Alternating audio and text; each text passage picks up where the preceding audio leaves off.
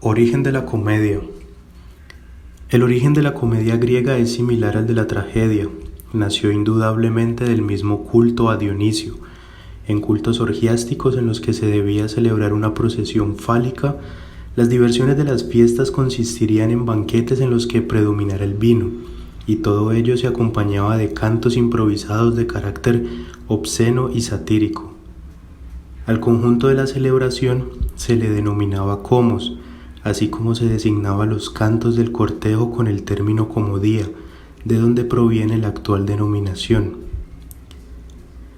Aunque es en Sicilia donde por primera vez encontramos la comedia como forma literaria y en contacto con ella debe estar la griega, es en Atenas donde aparece como una forma definida, asociada aún al culto a Dionisio. Debió evolucionar lentamente y en el 442 a.C. sabemos que tenía ya un carácter oficial. Tipología de la comedia griega. Primero, comedia antigua. En la segunda mitad del siglo V, la comedia ofrece en Atenas ciertas particularidades que no pudo conservar durante mucho tiempo. En ella predomina la sátira personal y política. En alusiones y ridiculizaciones continuas, encontramos la fantasía más desbordada en unión con un realismo que puede llegar a lo grosero. Se sigue manteniendo como lastre del culto dionisiaco la alusión directa al espectador y la interrupción de la acción. La intriga, simple y lineal, es sin embargo muy rápida y variada, y queda frecuentemente interrumpida por un coro cuyas intervenciones son decisivas y generalmente compuesto por los más extravagantes personajes. Segundo, comedia media. Se designa con el nombre genérico de comedia media a las producciones que fueron surgiendo como diferenciadas de las antiguas y que se fueron apartando de ellas paulatinamente en su mismo desarrollo. Como característica general, debe decirse que tal tipo de comedia dejó la bufonada para aproximarse cada vez más a una pintura de la vida real en unas determinadas condiciones, y especialmente condiciones de vida burguesa. Tercero, comedia nueva. La comedia nueva fija definitivamente la forma esencial del género cómico, que conoce en Grecia su época de esplendor entre el 330 y el 270 a.C. Se conforma así de un modo especial como el género, evasivo y de entretenimiento por naturaleza, propio de una burguesía que abandona el análisis de una concreta situación social, cultural y política que la envuelve. Precisamente de ahí la fijación ya decidida no solo de personajes, sino incluso de actitudes que se limitan entre ellas: el soldado fanfarrón, el padre incomprensivo, la matrona indulgente, el esclavo imprudente y cobarde, el hijo finalmente honesto y simpático, la prostituta de nobles sentimientos. La trama se complica aún más en una intriga a veces inesperada en la cual, entre lo sentimental, que no excluye materialidades como la pecuniaria y la amorosa, la comicidad se inserta por medio del equívoco. Bueno, yo les voy a hablar un poco sobre la biografía de Aristófanes. Mi nombre es Jonathan Alexis Gutiérrez, código 1730482.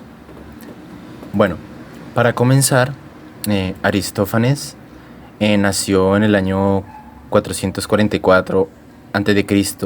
en Atenas y falleció en el año 385 a.C. también en Atenas. Pues él es de la antigua Atenas.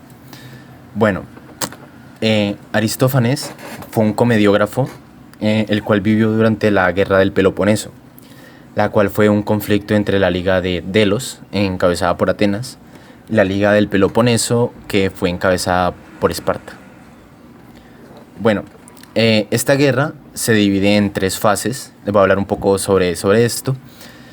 La primera fase fue denominada la Guerra Arquidámica, en la cual pues Esparta, que era la Liga del Peloponeso, lanzó repetidas invasiones sobre el Ática, mientras que Atenas pues tenía una mayor supremacía naval y aprovechó esto para atacar las costas del Peloponeso. Y pues asimismo también trataba de sofocar cualquier signo de malestar que hubiera dentro de su imperio. Este fue la primera fase, el primer periodo de la guerra del Peloponeso, y concluyó en el año 421 a.C., con la firma de la paz de Nicias. Bueno, ahora el segundo periodo inicia por nuevos combates que se dieron en el Peloponeso, y esto duraría poco, pues la paz firmada, porque en el año 415 a.C. Volvería a retomarse esto cuando Atenas envió una inmensa fuerza de expedicionaria para atacar a varios aliados de Esparta. Bueno, la expedición ateniense se prolongó del 415, que fue cuando comenzó, al 413 a.C., y pues terminó, la verdad, en un desastre, con la destrucción de gran parte del ejército, y pues también la reducción a la esclavitud de muchos soldados atenienses, y también incluso de sus aliados. Esta segunda fase o segundo periodo de la guerra precipitó el final de la misma. Y este último periodo suele ser llamado la Guerra de las Decelias. La Guerra de Decelia, lo siento. En la cual pues Esparta tenía pues nuevos aliados, y los cuales eran Persia y los sátrapas, que eran gobernadores regionales de Asia Menor. Pues con esto se apoyaron las rebeliones en estados bajo el dominio de Atenas, en el mar Ageo y también en Jonia. Y esto debilitó la Liga de Delos, que era encabezada por Atenas, y pues finalmente privó a la misma de su supremacía marítima. Y pues con la destrucción de la flota ateniense en Egóspótamos, se dio fin a la guerra, y Atenas se rindió al año siguiente. Bueno, ahora, ¿qué tiene que ver estas situaciones, esos contextos con Aristófanes? Y es que pues se cree que en la obra de Aristófanes, se pueden evidenciar temas de discusión que había en la Atenas de esa época. Entonces, todas estas guerras y todas estas situaciones crearon un mundo en mucho movimiento, y que no era tranquilo, que estaba enfrentado a muchas cosas. Entonces, por eso se cree también que en las obras de Aristófanes se pueden evidenciar temas de discusión presentes en la Atenas de esa época, los cuales son, por ejemplo, la política, la filosofía, la literatura y también la economía. Bueno, Aristófanes tenía una actitud conservadora, lo cual hacía que se opusiera a nuevas doctrinas filosóficas. Además de que tiene un juicio negativo frente a la retórica. Pues para él, un orador envuelto en esta nueva retórica puede engañar y desconcertar a sus oponentes en un juicio, o sea, engañar al jurado y desconcertar a la persona que se opone, utilizando o valiéndose de su talento como orador, de manera tal que el juicio deja de verse de manera imparcial, porque empieza a favorecerlo más a él. Y bueno, también, como era de esperarse debido a esto, atacó en sus obras lo mencionado anteriormente. Y de hecho se cree que muchas de sus obras fueron creadas para atacar la retórica. Por ejemplo, Banqueters, donde dos hermanos tienen modelos de educación diferentes. Y pues en la obra se abre la discusión sobre estos puntos de vista. Uno de los dos proviene de una educación pasada de moda y el otro pues parece provenir de una educación sofística. Es menester también aclarar que Aristófanes era reacio ante Sócrates y los sofistas. Y en especial se dice que el origen de su antipatía era que los dirigentes de los sofistas, o sea, ¿cómo decirlo? Las personas encargadas de esta organización, eh, pedían como requisito que las personas tuvieran dinero. Y pues este dinero era esencial para poder pertenecer a ellos. Lo que significaba pues que casi todos los alumnos que estudiaban con los sofistas provinieran de la clase alta y excluían al resto de la polis. Aristófanes creía que la educación y el conocimiento debían ser un servicio público y todo lo que excluía las mentes voluntarias era imperdonable. Y pues claramente por la situación del dinero se excluía a gran parte de esta población. Y se concluye diciendo también que pues, todos los políticos que estudiaban la retórica, desde los sofistas y todo esto, deberían ser personas con una moral indescriptible y que seguro eran arrogantes, o por lo menos así era para Aristófanes. Entonces él vivió en una época donde las cosas eran muy movidas y habían muchos temas de discusión, y para él la comedia fue, por decirlo así, un escape, una manera de hacerle ver a las personas de su época la situación real de las cosas. E incluso en Las Ranas se mencionan a varios dramaturgos y bueno, en sí escritores de su época, y se hacen ciertas mofas hacia algunos de ellos o hacia algunos aspectos de estos.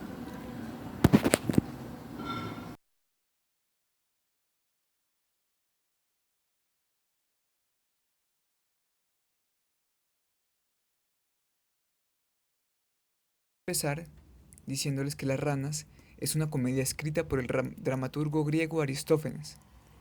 Fue presentada en las Leneas, una de las fiestas de Dionisio, en el año 405 a.C. Los personajes que interactúan en esta obra se podrían dividir según su labor o estatus en la mitología griega. Tales son los dioses, los semidioses, poetas, escritores, autores, criaturas características y humanos. Quienes participan en Las Ranas son los siguientes. Los dioses: Dionisio, dios de la fertilidad y el vino, hijo de Zeus y Semele o Perséfone, según la variación del mito. Hera intentó matar al niño Dionisio, enviando a los titanes a descuartizarlo. Zeus hizo huir a los titanes con sus rayos, pero estos ya se habían comido todo salvo el corazón, que fue salvado, según las fuentes, por Atenea. Zeus usó el corazón para recrearlo en el vientre de Semele. En la ciudad griega de Tebas vivía la princesa Semele, hija del rey Cadmo y de la reina Armonía. Tan grande era su belleza que pronto fue objeto de la tentación de Zeus. El dios acudía a visitarla al palacio de su padre disfrazado de mortal, hasta que un día la joven cedió ante una insinuación de Hera, que disfrazada de la nodriza de la joven doncella, sembró donde había confianza la duda de que si quien la visitaba era realmente Zeus o si era un impostor que se había aprovechado de su inocencia. De modo que, en su siguiente encuentro, la joven Semele rogó al dios que se le mostrara en su olímpica majestad. Zeus accedió con mucho pesar ante la obstinación de la joven, consciente de que no podría soportar su divino resplandor, pero como le había dado la palabra de concederle lo que quisiera, tuvo que acceder a su ruego. Fue así como la joven princesa pareció consumida por las llamas que desprendía Zeus, el señor del rayo.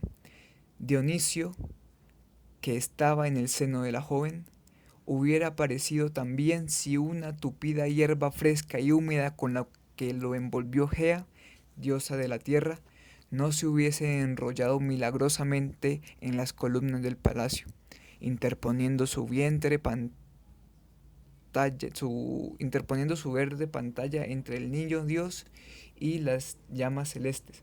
Así pues, esta es la historia del nacimiento de Dionisio.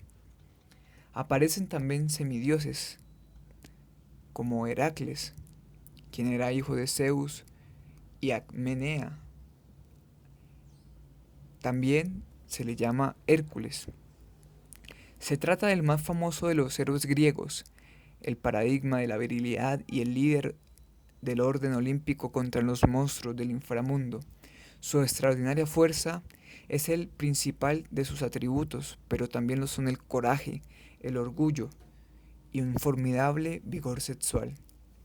Se le considera el ancestro de los reyes de Esparta, y la influencia de esta polis en la Grecia arcaica y clásica fue una de las razones de la difusión de su leyenda y su culto, haciendo de Heracles el héroe dorio por excelencia. Abundan los relatos mitológicos sobre él, y los más famosos son los 12 trabajos. Las historias de las cuales es protagonista forman un ciclo que se desarrolló constantemente durante toda la antigüedad, motivo por el cual es difícil hacer una exposición cronológica o siquiera coherente de ellas. El historiador francés Pierre Grimard, en su diccionario de mitología griega y romana, propone clasificarlas en 3 categorías: el ciclo de los 12 trabajos, las hazañas independientes de los mismos y las aventuras secundarias ocurridas durante la realización de los trabajos. Otros protagonistas de la obra son autores de las tragedias griegas, de los cuales se resalta Sófocles, Eurípides y Esquilo.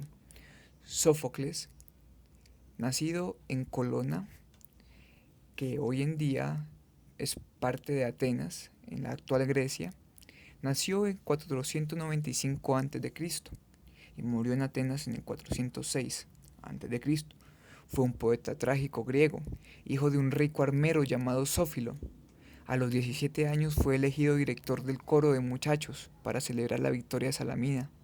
En el 468 a.C. se dio a conocer como un autor trágico al vencer a Esquilo y en el curso teatral que se celebraba anualmente en Atenas durante las fiestas dionisíacas, cuyo dominador en los años precedentes había sido Esquilo. Comenzó así una carrera literaria sin parangón. Sófocles llegó a escribir hasta 123 tragedias para los festivales, en los que se le adjudicó, se estima, 24 victorias frente a las 13 que había logrado Esquilo. Se convirtió en una figura importante en Atenas y su larga vida coincidió con el momento de máximo esplendor de la ciudad.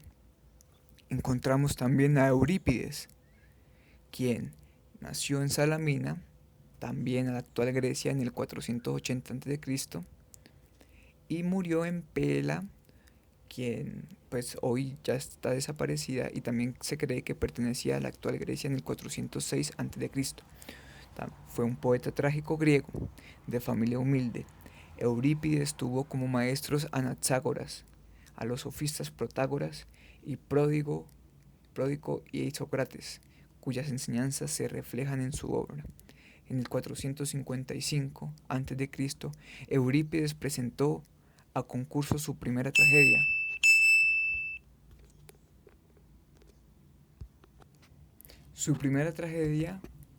Los Peleídas, con la que obtuvo el tercer puesto. Seguirían 92 obras más, de las cuales se han conservado 17 tragedias. Las obras de Eurípides representan un cambio de concepción del género trágico, de acuerdo con las nuevas ideas que había aprendido de los sofistas. Así, su escepticismo frente a las creencias míticas y religiosas es manifiesto en sus obras, que reflejaban el tono heroico y espiritual que había cultivado Esquilo y Sófocles en un tratamiento más cercano al hombre y la realidad corrientes. Encontramos también a Esquilo, que nacería en el Eleusis en el 525 a.C. y moriría en Gela, Cilicia, en el 456 a.C. Al igual que los otros dos, también fue un trágico griego. Esquilo vivió en un periodo de grandeza para Atenas. Tras las victorias contra los persas en la batalla de Maratón y Salamina, en las que participó directamente. Tras su primer éxito, los persas, en el 472 a.C., Esquilo realizó un viaje a Cilicia, llamado a la corte de Hierón, donde volvería unos años más tarde para instalarse definitivamente. De las 90 obras que escribió Esquilo, solo se han conservado completas 7, entre ellas una trilogía, la Orestiada, Agamenón, las Coéforas y las Euménides. Se considera a Esquilo el fundador del género de la tragedia griega, a la que dio forma a partir de la lírica, introduciendo un segundo acto en escena, lo que permitió independizar el diálogo del coro, aparte de otras innovaciones en la escenografía y la técnica teatral. Esquilo llevó a escena los grandes ciclos mitológicos de la historia de Grecia, a través de los cuales reflejó la sumisión del hombre a un destino superior incluso a la voluntad divina. Tal destino es una fatalidad eterna, que rige la naturaleza y contra la cual los actos individuales son estériles, puro orgullo, abocado al necesario castigo. Por otro lado, encontramos a ciertas criaturas que son características en la mitología griega, como lo son el sabueso Cerbero y Caronte.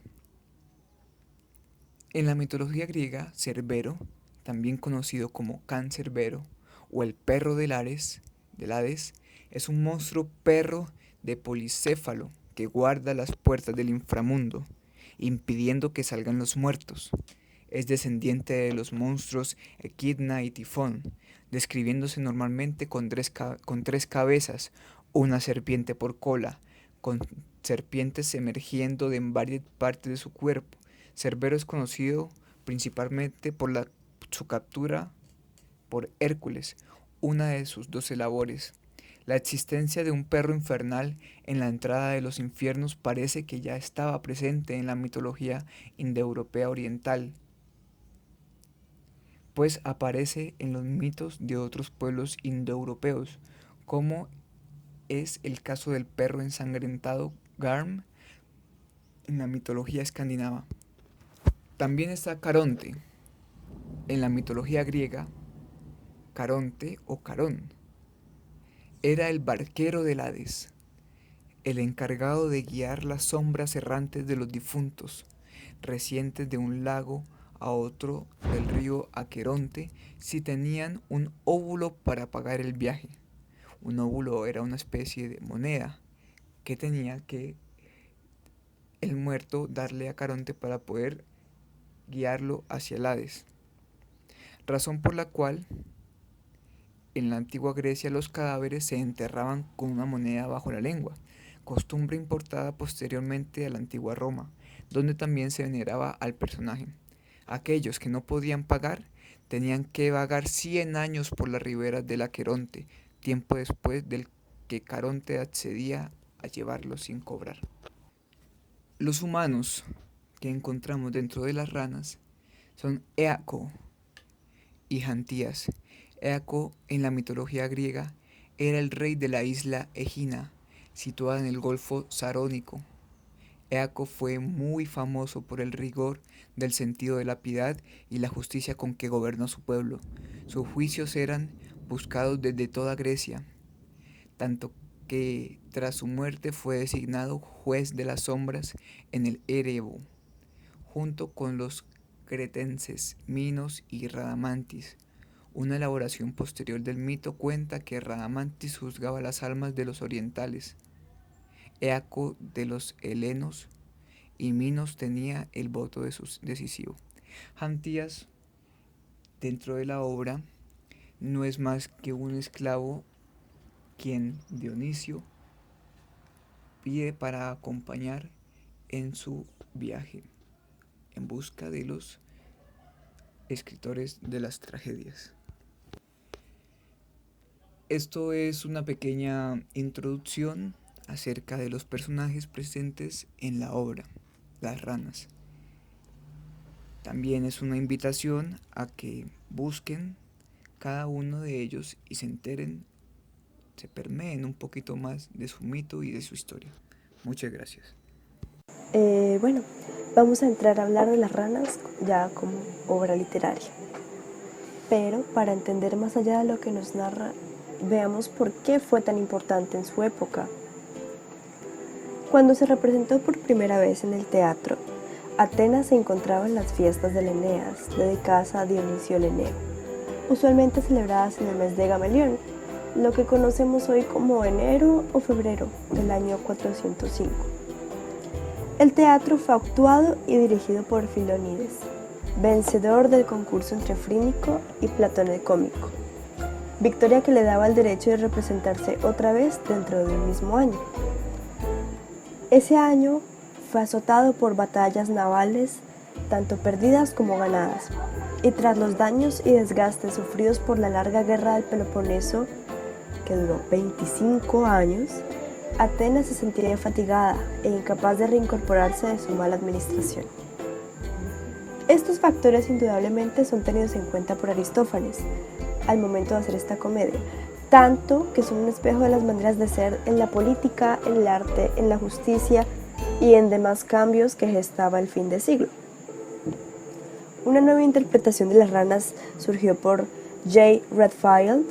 Afirma que Aristófanes, al momento de hacer esta comedia, intentaba buscar en la tragedia una nueva fuerza para la restauración de la política antigua representada por Esquilo. Él estaba tan inmerso en la agenda ateniense que se agitaba entre los cambios bruscos de la democracia y sus posibles peligros.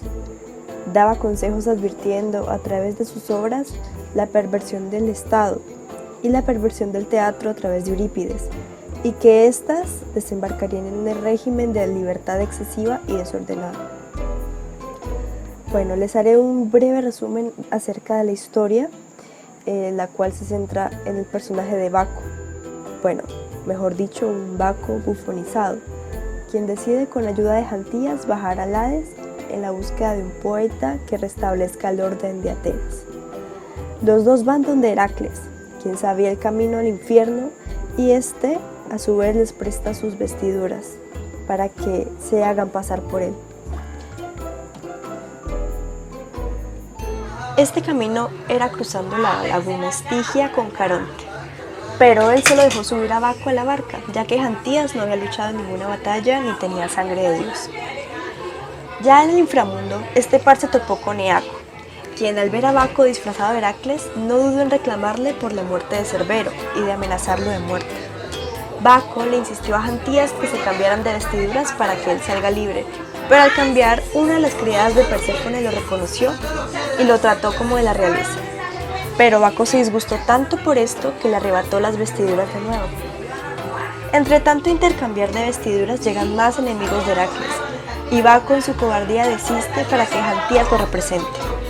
Jantías, con mucha diplomacia, soluciona los problemas de Heracles y les aclara a los demás que es solo un disfraz, dándoles la libertad de actuar como ellos mismos. Entre tanto, se escuchaba un bullicio y Jantías se dio cuenta de la disputa entre Esquilo y Eurípides por el privilegio de sentarse al lado del trono de Hades y por comer de su mesa, prestigio que solo le era atribuido al mejor poeta de tragedias, puesto que ocupaba Esquilo antes de que Eurípides muriera. Baco fue tomado como juez inmediato en la disputa y con una balanza midió los versos de los dos poetas. Esquilo siempre tenía más peso y trascendencia. Por estas victorias, él fue elegido para ser revivido y traído a Atenas para arreglar la tragedia que sin él se había pervertido. Pero, ¿cuáles fueron las razones de la elección de Esquilo? Bueno, digamos que él representaba la política un tanto más conservadora con la cual perseguía Aristófanes. Un estilo pomposo y reverenciado a comparación de Eurípides, que le daba un protagonismo vulgar al pueblo, tomando temas indecorosos que pervertían no solo el teatro, sino la política y la ética ateniense, tomándose estas características como principal medidor de la decadencia de las artes. El uso de la comedia le dio la facultad a Aristófanes de hacer una crítica, tanto literaria como social y política, al teatro de su época. La comedia como un género de oposición a la tragedia y más puntualmente a la obra de Eurípides. Aristófanes, permeado de ideales conservadores, desacreditaba la obra de Eurípides, quien era una figura de influencia en Atenas.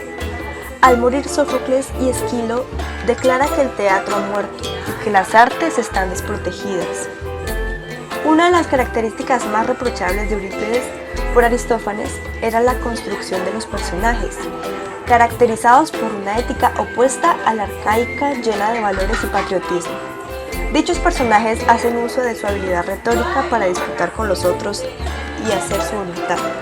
Afirmaba que sus tragedias no cumplían el papel pedagógico que le atañe, adoptaba una moral distinta a la ideal y pretendía formar al hombre lejos de una tradición religiosa y ética. Posicionaba al ciudadano en la retórica, el arte que destruía Atenas, según Aristófanes, y a los personajes los tenía de bajo linaje y los cargaba de valores negativos y poco heroicos. Finalizando, Aristófanes hace una crítica de la decadencia ateniense, que posteriormente se convertiría en uno de los pilares fundamentales de la crítica literaria actual. Le debemos a él y a muchos otros griegos todos los fundamentos de esta crítica.